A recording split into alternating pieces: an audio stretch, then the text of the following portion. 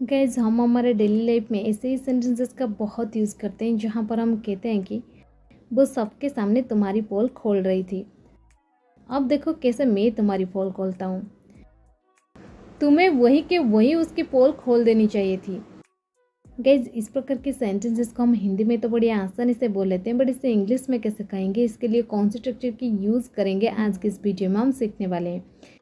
इस प्रकार की सेंटेंसेस को इंग्लिश में कहने के लिए आपको पहले लिखना पड़ेगा सब्जेक्ट, इसके बाद हेल्पिंग वर्ब, हेल्पिंग वर्ब के बाद आपको यूज़ कर देनी एक्सपोज। एक्सपोज का मतलब होता है पोल खोलना। इसके बाद आपको यूज़ कर देनी ऑब्जेक्ट नाउन या फिर प्रोनाउन। यहाँ पर जो एक्सपोज है ये एक मेन वर्ब है, इसलिए ये टेंस के अकॉर्डिंग चेंज भी हो सकती है, जैसे कि एक्सपोजेस, एक्सपोज्ड, एक्सपोजिंग, ये सब। चलिए कुछ एग्जांपल्स लेते हैं ताकि आपको और अच्छे से क्लियर हो जाए। वो सबके सामने तुम्हारी पोल खोल रही थी। She was exposing you in front of everyone. She was exposing you in front of everyone. अब देखो कैसे मैं तुम्हारी पोल खोलता हूँ।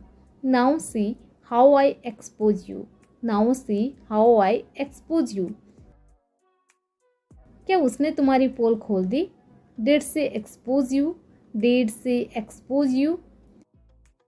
मैं उसकी पोल नहीं खोलना चाहता। I don't want to expose her. I don't want to expose हर। वो सबकी पोल खोल देता है।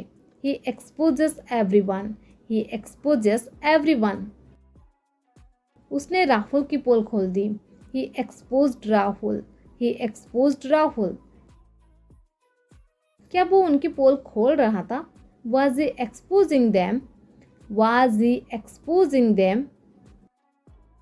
तुम्हें वही के वही उसकी पोल खोल देनी चाहिए थी। You should have exposed him then and there.